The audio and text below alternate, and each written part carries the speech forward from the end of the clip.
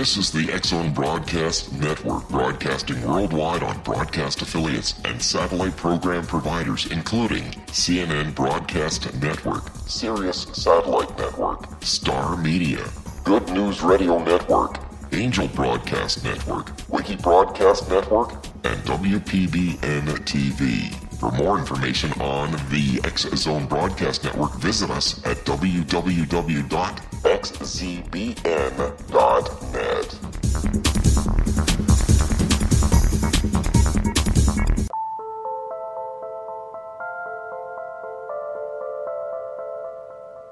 Good evening, everyone, and welcome back to Paranormal StakeOut. I'm your host, Larry Lawson, coming to you from the mothership of paranormal programming, the X-Zone Broadcast Network.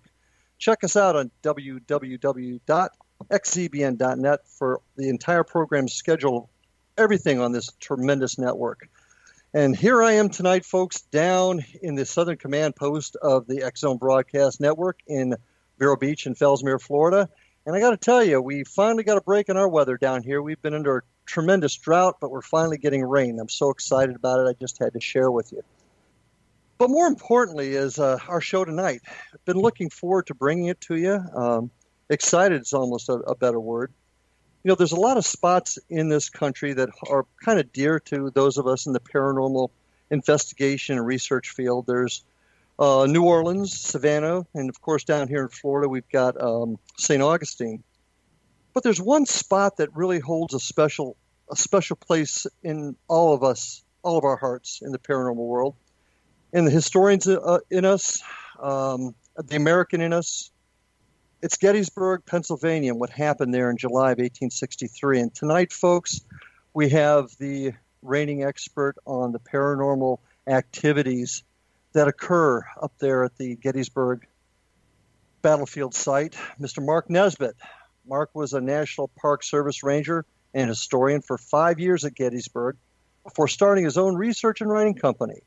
Since then, he has published over 20 books, including the national award-winning Ghosts of Gettysburg series, 2 Ghost Hunters field guides, and the Civil War Ghost Trails. His stories have been seen on the History Channel, A&E, the Discovery Channel, the Travel Channel, Unsolved Mysteries, and numerous regional and radio television shows, including Coast to Coast.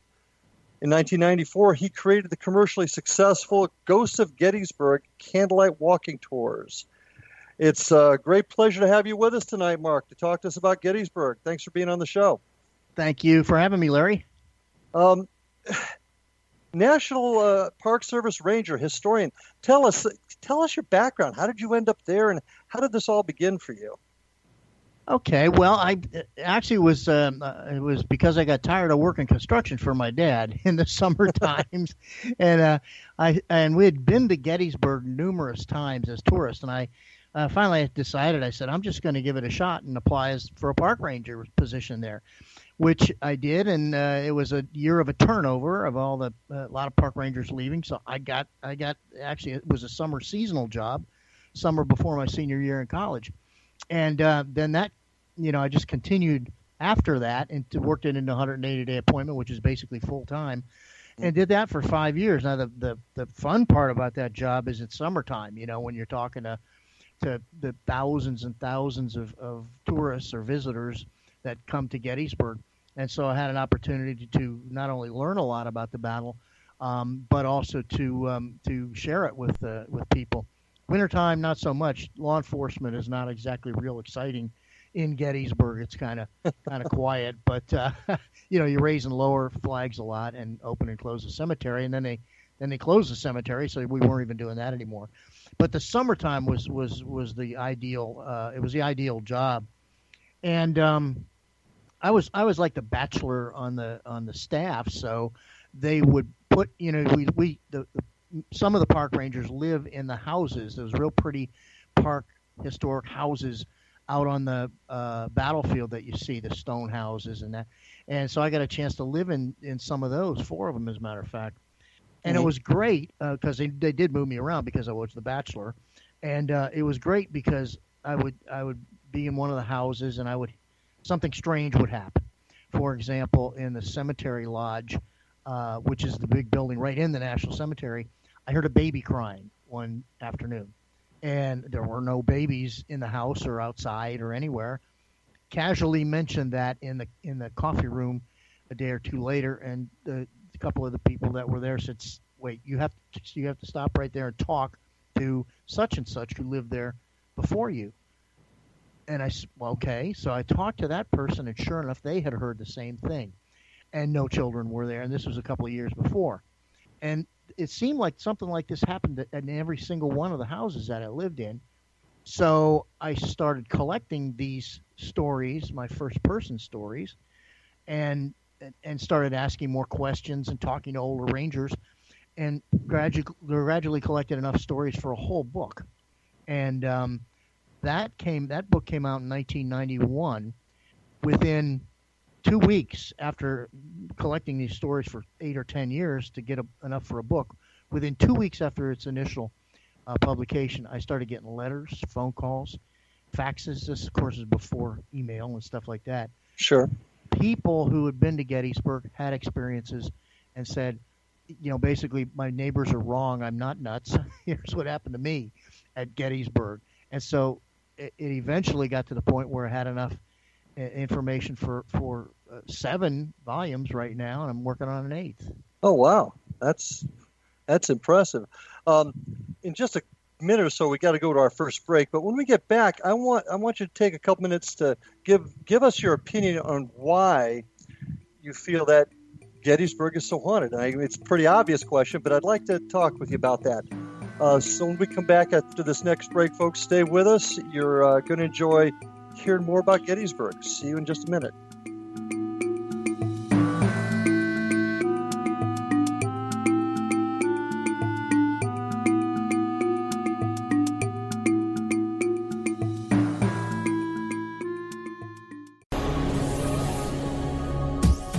This is the X-Zone Broadcast Network, broadcasting worldwide on broadcast affiliates and satellite program providers, including CNN Broadcast Network, Sirius Satellite Network, Star Media, Good News Radio Network, Angel Broadcast Network, Wiki Broadcast Network, and WPBN TV. For more information on the X-Zone Broadcast Network, visit us at www.xzbn.net.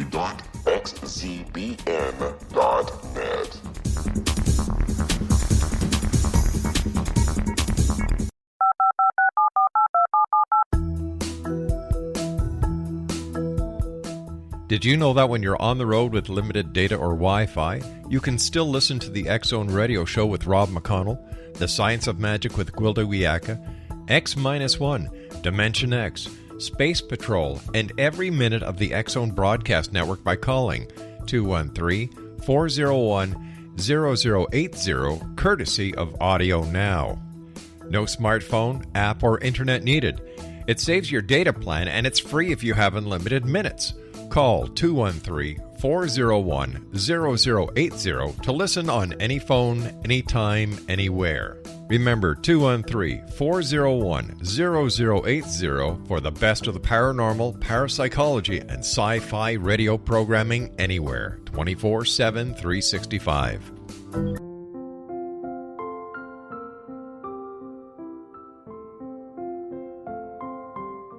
I am Dr. Carl O'Helvey, founder, president of a new cancer foundation focusing on evidence-based physical, mental, and spiritual interventions, including natural cancer cures, prayer, meditation, affirmations, nutrition, and other related holistic cancer prevention and cure modalities. These are used in cancer education, research, and financing care. I ask for your help to continue this important work by donating at www.holisticcancerfoundation.com.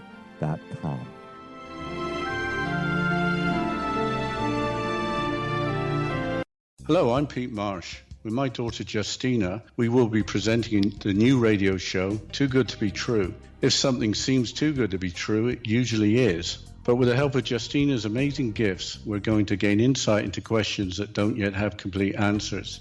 Have you wondered who built Stonehenge and for what reason? Why are crop circles found in the same region as Stonehenge and elsewhere? Are crop circles a hoax, or are they created with technologies that we have little knowledge of? Who built the pyramids in Egypt and also in other countries? How and why were they built? Was the Titanic switched with the Britannic as part of a gigantic insurance fraud, or for more insidious reasons?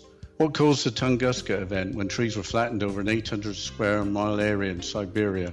Will the new insights be too good to be true? Well, that will depend on what you are prepared to believe. Please join us as we start on this journey together. For more information on Too Good to Be True, visit www.xzbn.net. Little children aren't the only ones afraid of the dark. Millions of soldiers return from war zones with PTSD, anger, frustration, fear, and loneliness, much of which surfaces during the darkness of the night. You have the chance to change the lives of these American heroes. Songs and Stories for Soldiers.us provides free MP3 players for these men and women. With a list of 3 million songs in 16 different styles, 100,000 audiobooks, and 30,000 old-time radio programs, every veteran can find something to soothe and comfort them at no cost. All our players contain an 8-hour audio program designed to help veterans fall asleep. With 1,500 plus vets now participating, it's our goal to deliver 10,000 audio players this year. Go to our website at songsandstoriesforsoldiers.us.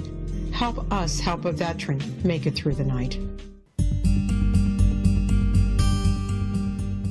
Welcome back, folks, to Paranormal StakeOut. Larry Lawson here, your host, and we've got with us Mark Nesbitt, well-known Gettysburg paranormal investigator and storyteller. Mark, you kind of set us up with how you got to Gettysburg, but we all know the battle occurred there. What is your opinion? Why do you think the place is so haunted? I guess is what I'm trying to get at. Well, there are obvious things. Obviously, there was a lot of death there, but it was battles in and of themselves seem to be like the perfect storm for creating ghosts. If you look at the historic or the philosophical reasons why we have believed for centuries why ghosts are created, you have people say a youthful death, a sudden death, unexpected death. Perhaps there's some guilt involved if you happen to be in the process of killing another human being when you are killed. Unconsecrated burials, there's the religious aspect of it. So there's and you add all these together and you realize that all happened at Gettysburg. You had young fellas, the average age 24, 26 years old. The sudden death, it doesn't get any more sudden than you being blown away by a blast of canister out of a cannon, which is basically like a giant shotgun shell. It's pretty quick, pretty sudden. Unconsecrated burials, not too many people realize this, but every soldier that died at Gettysburg was buried at least twice. Once where he fell, probably by his comrades or maybe a kind farmer on the battlefield. And then because of the unsanitary conditions, eventually 17 acres was procured on a place called Cemetery Hill, and reburials, exhumations and reburials to that area started taking place a few months after the battle was over, and that became eventually the National Cemetery, where all the Union soldiers that were found were buried. But the problem is that was just the Union soldiers. Confederates were the enemy. They were not going to bury the enemy next to the men that they may have killed. So the Confederates remained out on the battlefield till 1870 or 71 in unconsecrated graves. So you have a great combination of different things that could be reasons why ghosts linger or were created, at least by the Great Battle there. Well, there's no question. There's been untold amounts of stories of seeing soldiers on the battlefield. I've seen some photographs I was discussing with you the other day, taken by some friends of mine. But there's also plenty of stories that are not related to the battle. Am I correct? Yeah, we've Gettysburg has a long history where everything's concentrated on 3 days in July of 1863. But there's a prehistory to Gettysburg as well. And Native Americans apparently fought there. We have rumors and some documentation that there was a huge Indian battle. It apparently took place within a mile of Big Round Top, a mile to the west, which is basically on the battlefield that is there today. But I remember when I was a young park ranger, I would go to people's houses to visit, and they would show me, who lived in Gettysburg all their lives, they would show me their mason jar full of bullets that they picked up on the battlefield. And right next to it is a mason jar full of arrowheads. And there were as many arrowheads in the mason jar and more arrowheads in the mason jar as there were bullets from the battle. And they take up less space. So I'm thinking, where did all these arrowheads come from? There must have been something that happened here. And I saw them more than once. So the rumors of a huge Native American battle may be true, probably are true. And it leads one to wonder, was the area that we call Gettysburg now, was that fated by some, or cursed by some thing that to become a battlefield and remain a battlefield over the years? What is the most telling story that you have from the entire Gettysburg area? Maybe not just the battlefield, but overall, what's the most telling story that you've either experienced or heard? Well, there's, obviously there are many out of the over 1,000 stories that I've collected on Gettysburg. There's several that are classics. There's the woman in white who has been seen out by Spangler's Spring. Not only the stories that interest me the most are ones that are seen more than or experienced more than once, which she was. I was given a talk at a local organization, and this couple came up to me and they said, that woman in white that you talk about, write about, she's in our house. I'm like, what? And sure enough, they had experiences seeing this woman in white walking along the upstairs corridor. And we brought a medium in. We did an investigation, brought a medium in, and she confirmed that, yes, there is someone up there. And both the husband and the wife had seen her. And she said that she thought she was a nun and, come to take care of and sure enough, some sisters or daughters of charity came up from Emmitsburg, Maryland, right after the battle and took care of the soldiers, and that particular house had been a hospital. Wow, okay. How many stories do you think you've collected over the years, if you had to guess? Well, I would have to say probably at Gettysburg, probably over 1,000, maybe 1,100 stories. Not all of them are published, but also we did some work in Fredericksburg, Virginia.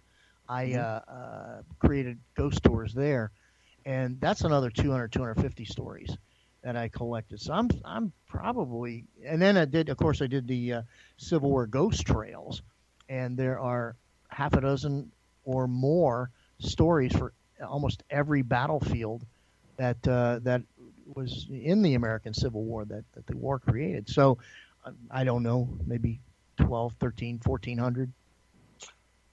What about you? Have you ever experienced anything there that you cannot explain or that you would consider to be paranormal? Oh, yeah, a number of things. We may want to save one for the next segment, but okay. I have, for example, I used to live right on the really on the battlefield in my own private home. It was, I could see from my office, I could see the monuments to the first day's battle. I was driving home one night, and I took my van behind my house because that was where my garage was. I came over the little hill, and my headlights hit something. And at first, I thought it was a white dog, and then it morphed into something bigger. And then I'm talking to myself in my head saying, "Oh, it's a deer." And then it went upright. I said, "It's a prowler." I thought something human. It looked somewhat human, and it had a blue glow in the middle of it. And as soon as I stepped on the gas to go faster, it moved into a little cul-de-sac between my garage, my neighbor's garage, and my 6-foot fence, and I pulled in right behind it, and it was gone. It wasn't there.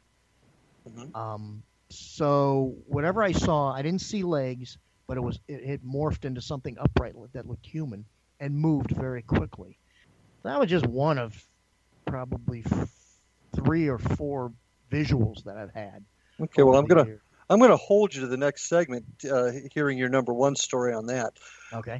Do these stories continue? When was the last report you've gotten of anything on the field? Last weekend, I had some friends that came in to do a paranormal investigation, and they investigated a place called the Engine House, which is on the very first day's battlefield, and they had a couple stories. Also, so that happened to me personally. We had a group into my building 3 weeks ago, and I took them around and told them the history of the building. And we were in the very back, and I started walking out the side door. The next day, one of the guys said, "Did someone follow you out of the kitchen to the door?" I said, "No, I was the first one out." He said, "Because I saw someone follow you to the door and then turn into the other room, and I followed them into the front room and couldn't find anybody." So that's in our building, that we run the ghost tours out of. So it happens all the time, I should say, and we're not even close to the time of the battle. No. I was fortunate. I was actually there, I think, at the 150th a few years ago. Oh, wow, yeah. So I was very fortunate to have been there for that. Any time of year particularly more active than others? I knew you were going to ask that, Larry. Everybody does, and it's you would think that anniversary time period of the battle would be the most active, which would be July 1st, 2nd, and 3rd. I can't make a call on that because that's when we are busiest. So there are more people to witness something if it should happen. So naturally, I get a lot more stories right around the anniversary of the battle. But it could be happening in the winter too. They could be having a party out on the battlefield, but nobody's there to see it. It's too cold. Yeah, so I don't know how to answer that, except we do get a lot more stories during the anniversary, and it could be either because they actually there are a lot more happenings or more people to see it. What is the most common report you get from folks out there that have claimed to have a paranormal experience? Is it sound? Is it noises? Yes, absolutely. And in fact, if you can do a little analysis. I've done a little analysis of all the stories that I've collected in the books.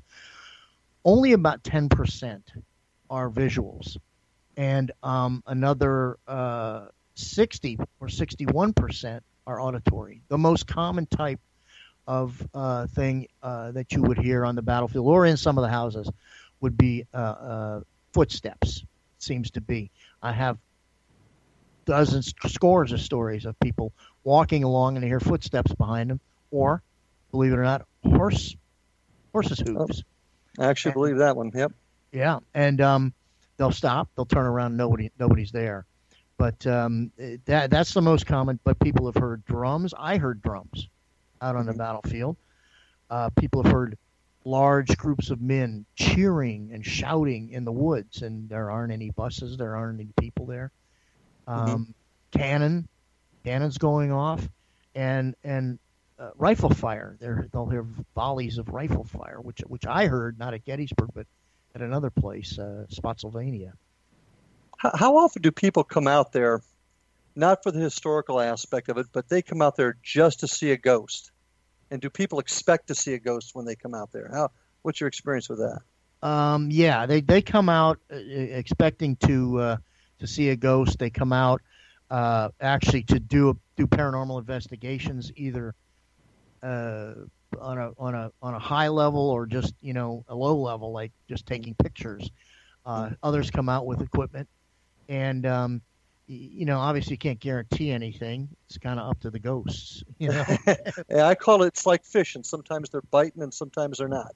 That is exactly right. It's which just tells us something about the other world, that there may still be free will or decision making. And I was liken it to, if people go in there and start yelling and provoking, and they're smoking a cigarette and they're like, hey, Yeah, exactly. not going to work. Well, when we get back after our next break, I'm going to hold you to that. I want to hear the best story, but I've got some other pointed questions to ask you about the battlefield and what goes on out there too. So, folks, stay with us. We're going to take a little bit of a break. We'll be back here in just a minute or two. This is Paranormal Stakeout.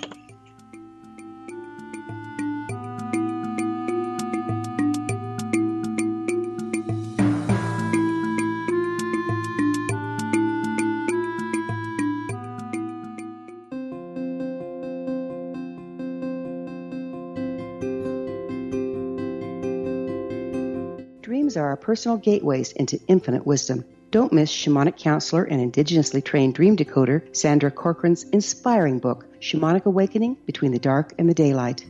This remarkable work chronicles Sandra's 35 years of experience with diverse wisdom keepers and her initiations throughout the Americas and across the British Isles, Turkey, Greece, and Egypt. Sandy's knowledge of symbology, psychology, and myth influence her dream blog and workshops. Sandy offers private tarot readings, international journeys, a meditative CD, as well as her book, Shamanic Awakening, to encourage you as you navigate this earth walk, creating a deeper connection to yourself and all that is. Find this and more at Sandy's website, starwalkervisions.com.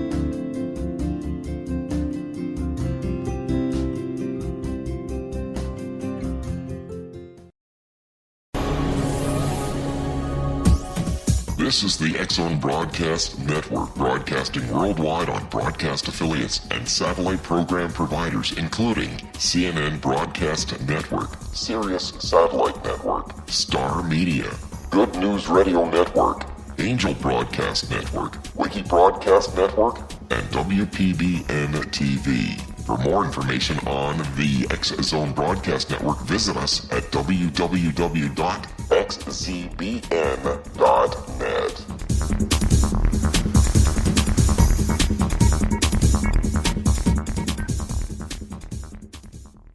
How would you like to be able to read other people's minds? Well, the next best thing is here. When you know how to read a person's name, you know how the person thinks, feels, and behaves.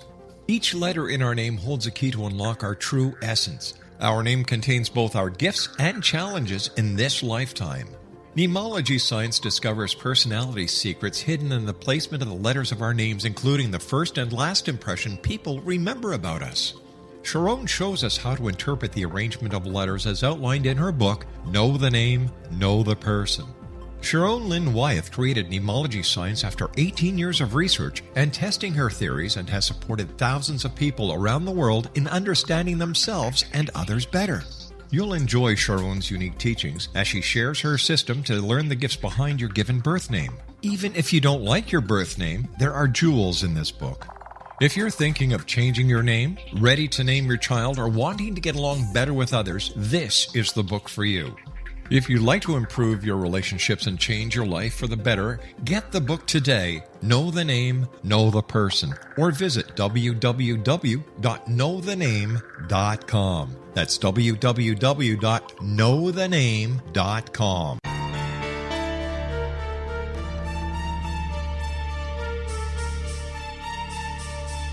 Hello, I'm Justina Marsh, and with my dad Pete, we are going to present a new show called Too Good to Be True. Together, we are aiming to discover more truths about this world and beyond. Do you have unanswered questions about the world? Do you ever wonder about aliens, conspiracy theories, or the universe?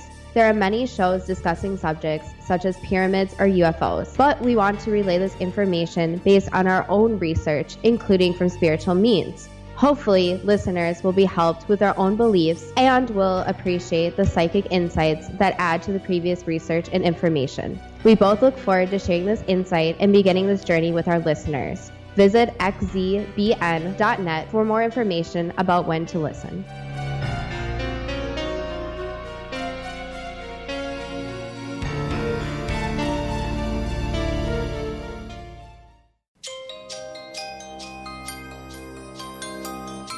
Hey folks, welcome back to Paranormal Stakeout. My guest tonight, Mark Nesbitt, paranormal researcher extraordinaire out from Gettysburg National Park. Mark, when we went on the break, I'm going to hold you to this. I want to hear the number one story you have from the national parks. Share it with us.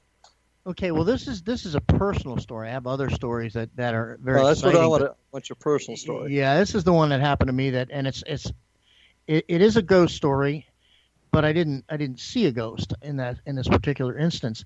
I used to be on the board of directors of an organization in Gettysburg that purchased a place called the Daniel Lady Farm.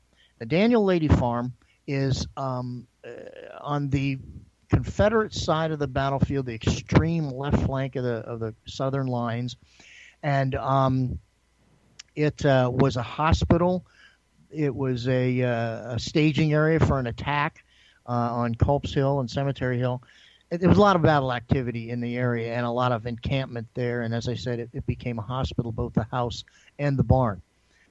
And the people in the organization restored the place, so it looks really, really nice now, like it did at the time of the battle. And I got a phone call one day from the caretaker there, who took care of the house and guarded the house, and then also worked out in the fields to get them prepared. And he called me up. He said, "Mark, if you want to see a paranormal event happening before your eyes, come on out to the Lady Farm." I'm like, I mean, who can pass that up? Yeah. So the gear goes in the car. I drive out there, and I already have the camera going when I walk up, my video camera, when I walk up to the door, knock on the door. I don't know if something's going to come flying out at me or what, but he answers the door.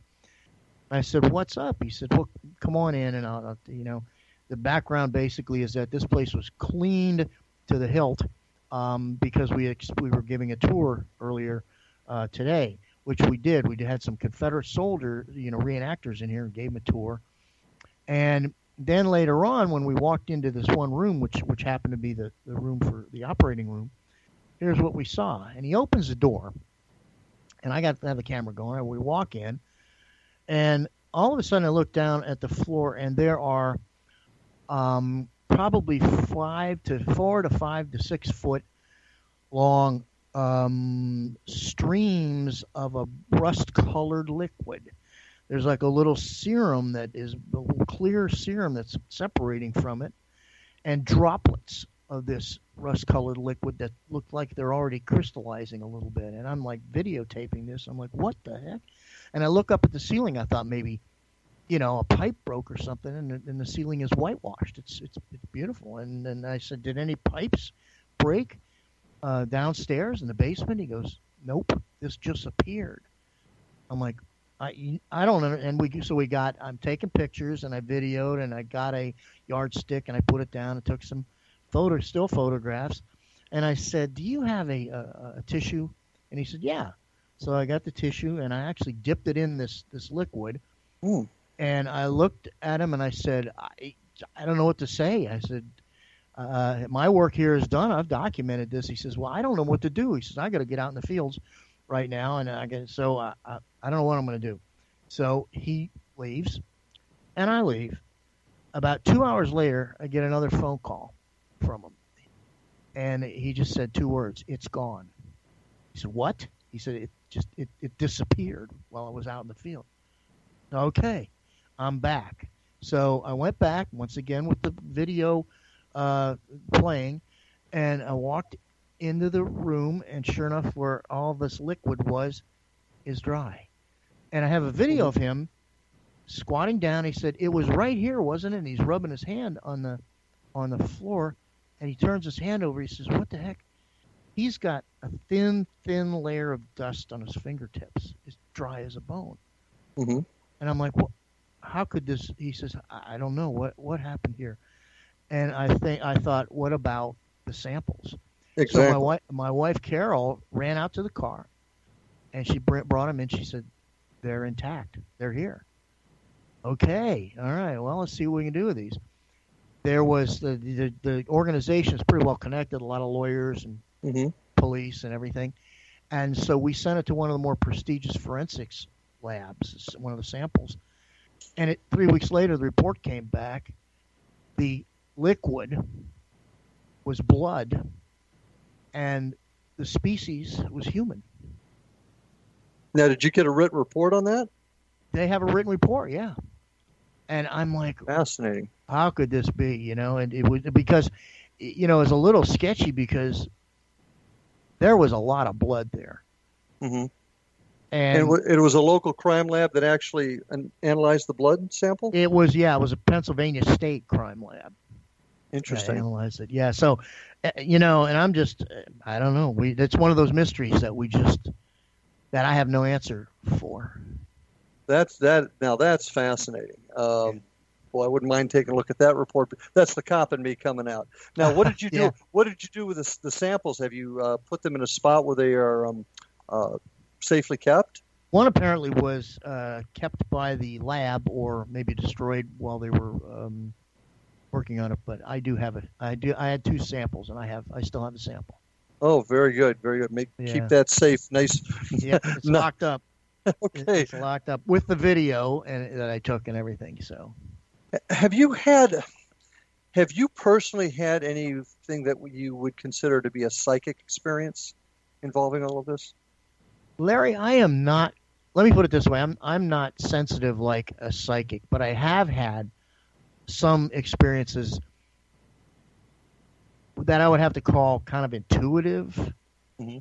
You know, where something came to me, but I haven't had that many, so I can't call myself psychic. I think I'm getting a little more sensitive as the years go on. Yeah, there are many that feel that all of us have the ability. Personally, I'm as sensitive as rock, but I think that being a cop, I also have I work a lot on gut instinct because that's part of my job as a criminal investigator. Yeah. So I do understand and I get that, but you've not had anything profound like actually being able to communicate or anything like that. Everybody, as a paranormal investigator, you know that everybody's good at one thing and not so good at other things, you know. Yeah. And I think my forte is EVP. I've gotten a lot of EVP and good Class A EVP, and for example, down in the basement of the Cashtown Inn, which is a very historic building 7 miles outside of Gettysburg, it was basically the Confederate headquarters on the invasion as they were coming into Pennsylvania. And so, Lee was there, A.P. Hill was there, a lot of generals were there, and it was a hospital out back as well. We were in the basement, and one of the mediums that we worked with was saying, you know, I think there's a Confederate soldier here, and his name is Andrew. He's telling me. She said, but I don't know what state he's from. I said, well, let me ask. And I asked, Andrew, what state are you from? And you can hear 4 distinct syllables, Mississippi, virtually as clearly as I just said it. So that is, and there has to be some sort of connection when you're doing any kind of paranormal investigation. I know Robin Lord, one of the women that we work with all the time, takes fabulous pictures, unbelievable photographs. And I'm like, Robin, how do you do it? She says, I just ask. In my head, I asked them, may I take your picture? And interesting. The stuff shows up. So I think that there is obviously a human-to-human connection there between us and the ghosts. Mm-hmm. Okay. Top 4 most haunted places, either in the town or on the battlefield. What would you consider them? Okay. I would say there are some that change a lot. For example, several years ago, Spangler Spring was very, very active. So I would have to list that. Not necessarily number 1. That's probably number 4 or 5. There's a lot of activity out in the middle of what's known as the Pickett's Charge, which is the field that the Forlorn Hope on the 3rd day took place. 12,500 men crossed, and 2/3 were shot down. And there's a lot of activity out there. But probably the 2 main places that you can almost always get something would be Devil's Den, or right next to it, the Triangular Field. And those are probably my top number 1 and number 2 places to get any kind of activity. Well, I think I remember, I don't know if you remember me telling you, but I've got a photograph taken by some friends of mine, at the high water mark after Pickett's charge. That's pretty fascinating, and I can't explain it. And I know these folks. I wasn't there when the picture was taken, but I have a high degree of confidence that they're being truthful, and so I find it interesting you picked that as one of the spots. In the next couple of minutes before our break, and probably as we get into the last segment, I want to talk to you about how do you analyze all these stories? How can you tell whether or not somebody's giving you a true account or they're making it up? Well, I have a couple little. Obviously, I can't tell all the things that I look for. You don't want to do that. Yeah, but for example, I look. Normally, people will come up to me when I'm doing a sonographing or something, or in the shop, and say, "Here's what happened to me." I said, "Well, I'm not going to be able to remember it. I hear these stories all the time. Write it down and send it to me." If I never hear from them again, I'm like, okay, maybe they made it up. But if I do hear from them, I'll get a letter, and it has some non sequiturs in it. For example, they're talking about seeing a paranormal event in front of them, and all of a sudden this bird flies in front of them, and then they continue with the story. I mean, the bird has nothing to do with the ghost, but they want to tell me the story so honestly that they will include that, things that don't have anything to do with the story. Now, to me, that tells me that they're trying to tell me the truth on that. And also, I also ask them questions. After I get their letter, I will call, and see what kind of, if they were really in that spot when it happened or how much they observed. And then naturally, some people are just, better observers than others. Nurses, doctors, police. Yep. You guys are trained observers, as are the doctors and nurses. So I enjoy, a fair amount of truthfulness from those folks. But how often do people try to bamboozle you? Well, I don't know. I don't. If you had to guess.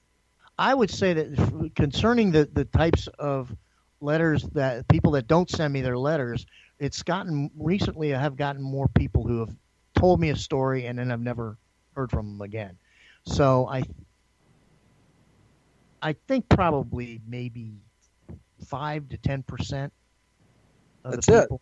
it. Yeah. That's so the amount of stories that you would consider legitimate are pretty high then. Well, I don't keep the other ones, so I can't really compare. I never enough. get them, but the ones that go in the books are ones that as far as I know, and have documented them and talked to the people. Those are now there are some in the very first books, as a matter of fact, that I have to put down as legends. But then there are others which we can talk about later on that started off as legends, and then became. I have repeats of those that I've spoken to people about. Well, we're getting ready to take our last break. I want to talk to you a little bit more about fake videos and stuff when we come back after this break. Great show, folks. Stay with us for the last half of tonight's show. Think you can enjoy it. We'll see you in just a few minutes on the other side.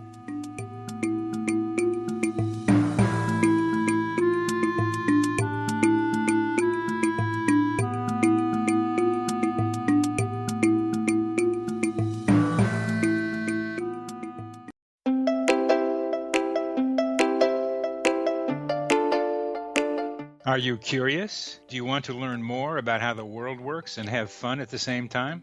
Study coincidences with me, Dr. Bernie Beitman, MD, on my Connecting with Coincidence radio show, here on the XZBN network. Listen to Jungians theorize, statisticians randomize, true believers evangelize, while I categorize. I dance to the rhythm of coincidences. People who experience me see more of them. Maybe something on the show matches a thought in your mind. Let us know. Expand your mind to the weirdness happening around you. Synchronicity spoken here, there, and everywhere. For more information, put Connecting with Coincidence in your search engine and find my website, my social media sites, and my blog.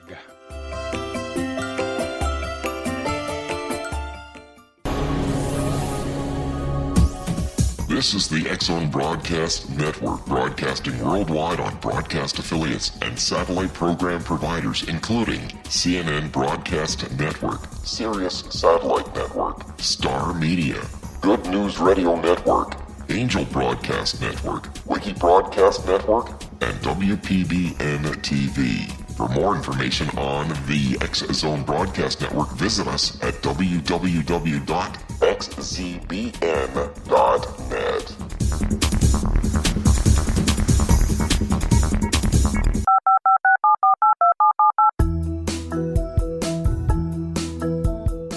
Did you know that when you're on the road with limited data or Wi-Fi, you can still listen to the X-Zone Radio Show with Rob McConnell, The Science of Magic with Gwilda Wiyaka, X-1, Dimension X, Space Patrol, and every minute of the X-Zone Broadcast Network by calling 213-401-0080, courtesy of Audio Now.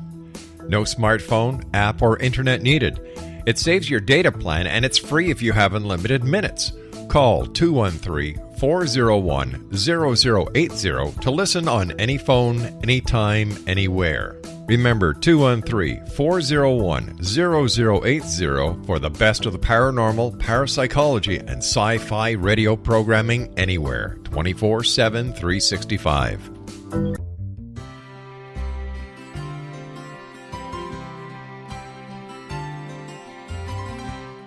True healing must address 4 levels: physical, emotional, mental, and spiritual, for us to live joyful and productive lives. We tend to treat 3 of the 4, leaving the spiritual languishing.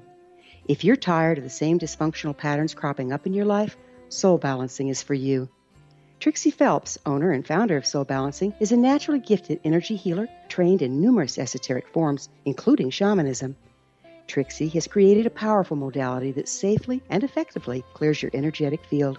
A Soul Balancing session can remove interference, heal trauma, and restore your hope.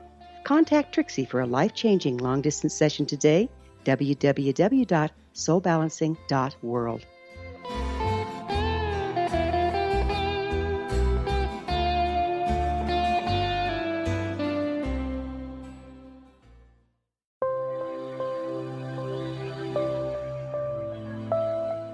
There's a legend shared by many indigenous cultures of a time when the nations were cast to the 4 corners of the world.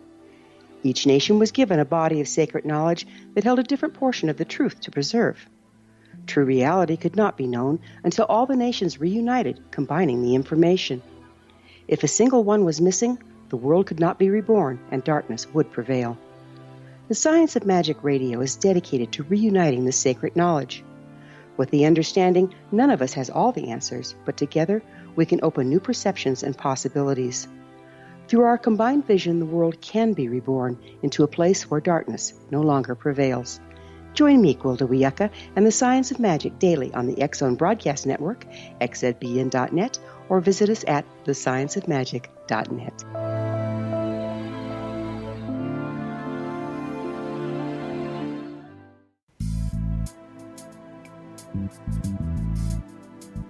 And welcome back to the last segment of our show tonight. I've got Mark Nesbitt from the Ghosts of Gettysburg with us tonight, having a great time.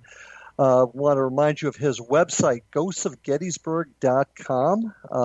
Also, check out his Ghosts of Gettysburg candlelight walking tours, and check out a lot of the books and publications he's put out regarding not only the Ghosts of Gettysburg, but also paranormal work in general. So, Mark, really happy to have you on the show. I also want to remind everybody, www.xzbn.net. Check that out for the full list of all the great programs we have on the network.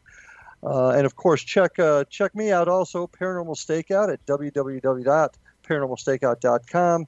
You can also find me on Facebook at Florida Bureau of Paranormal Investigation, and IndianRiverHauntings.com. Mark, last segment of the show. Got to ask you, with this type of notoriety, people coming all the time to Gettysburg, there's been some. You had to have seen some videos out there or photographs that you really question. How often does that occur? And I want to ask you about a couple of them in particular. Well, Larry, that's a good question because probably in the last 5 years we've gotten quite a few more because they came out with the Ghost app. Yep. And the first time one of my guides ever saw that, it just blew his mind. He said, "Look, there's an unbelievable picture of a ghost on the balcony of one of these buildings," and a little kid had done it, not a little kid, but a teenager. Right. And when I looked at that, I said, "There's something wrong with this," because of all the photographs that I've seen, it was almost perfect. Mm-hmm. And you know as well as I do, if it is a really perfect image, there's something wrong. Because, for example, we have a photograph that was taken by a group of a child in our building. Now, there's a background on it because people in our building have heard children playing, ball bouncing, kids giggling, that kind of stuff. They've seen a little boy, probably about 4 years old, maybe 5 years old, suspenders, white shirt, dirty blonde hair, described like that. The one woman actually saw him. Well, these fellas were hearing kids, and finally one guy set his camera up right in the middle room and took about 100 photographs into the back room, and sure enough, he got a photograph, and it looks like a 4-year-old kid, suspenders, white shirt, looks like a blondish hair maybe, but it's not complete. He looks maybe a little stiff. There's parts that are not quite visible. You know what I mean? In other words, it takes a lot of energy for a spirit to fully manifest. And a lot of times they don't. That's why we only hear them sometimes. They're only, that's why people talk about heads floating. They can only see a head. Sure. Well, and this to me, the photo that I saw of the soldier on the balcony was almost too perfect. Yeah. There was a video, came out 2009, 2010, of the soldiers crossing. They were on the Wheatfield Road, about a mile from the Triangle, mm-hmm. and it showed figures going across that road, and the cameraman just happened to be in that spot at just the right time to film these figures walking across. I think that those pictures, have you ever seen that video? That one I haven't seen. I've seen the one of the soldiers down at the bottom of the triangular field, but that one I don't believe I have. Yeah, it was 2009. It was, I can't remember what the title of it was now, but it shows these had to be half a dozen, maybe a dozen, walking across from 30, 40 yards away. Too perfect. Mm-hmm. There was another one too that I wanted to ask you about. Folks seeing soldiers in the woods. Folks sounded pretty legitimate, but you could just see them moving in the tree line. You right. familiar with that one at all? Yeah, I think that's the one that was taken down at the bottom of the triangular field, and I actually saw that original. They came in and showed it to me in our shop, and I got to tell you, the jury's still out on that one because they sure look like soldiers down at the bottom. The people seem sincere. But the only problem is I'm familiar with that area, and down at the bottom of the triangular field is where the Boy Scout hiking trail goes. Mm-hmm. And so, but the problem is that the figures in the video were going in the opposite direction and seemed to be hunched over a little bit, like, they were maybe going into a battle, like typical soldier. So they were going in the opposite direction too. So than the normal direction that the true Boy Scouts go. So I don't know, Larry. That one is still jury's still out on that one as far as I'm concerned. I can kind of debunk it, but I really can't. Yeah, that one was a little more realistic than the Wheatfield one. I personally thought, but I'm not a photographic expert. How much of the activity that you've dealt with out there is residual as compared to intelligent? That's a good question. I'm once again I'm going to kind of guesstimate in terms of the percentage. I'm going to say probably 75% is residual, and yet we do have incidents where people are acknowledged by the spirit, by the ghost. They are actually talked to by the ghost. I've heard some of them. Yeah, I have, or addressed by the ghost, and so we have probably maybe 20 to 25% like that, or maybe 20, and then some others that are kind of, we also have the ghost lights, we have poltergeists, we have every type of haunting that you can imagine there, that is legitimate there at Gettysburg, but probably 75% are residual, where they don't. And maybe the most famous is the Phantom Regiment. I have half a dozen accounts of this unit that kind of goes out, marches around, people see it, and then they disappear. That was one of the earliest ghost stories I heard. Now, I'm going to go back to the absolutely terrific movie Gettysburg they filmed out there. That stir up anything? I got a letter from a participant, just notes, maybe a paragraph or two, and that it's 13 pages long. Just the notes of stuff that happened. Now, was this an actor, or was this just? Yeah, he was not a known actor, but he was like one of the guys that camped out there for 2 or 3 weeks to be in, spend a summer vacation in Gettysburg and be in a film.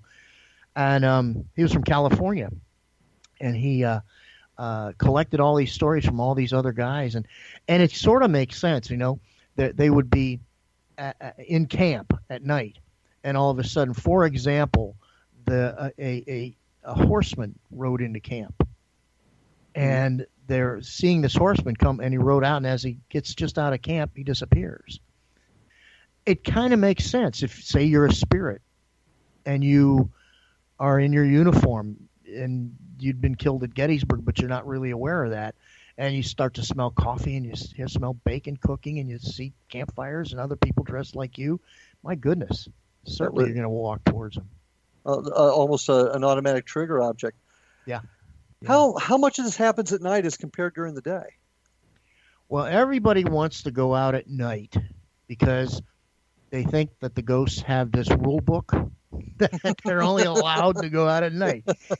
But if you look at my story, once again, my stories, at least half of them happen during the daylight hours. So it can happen anytime. And people say, well, it's only going to happen at night. No, it happens during the day. And they say, well, you have to be in the right frame of mind. No, not necessarily.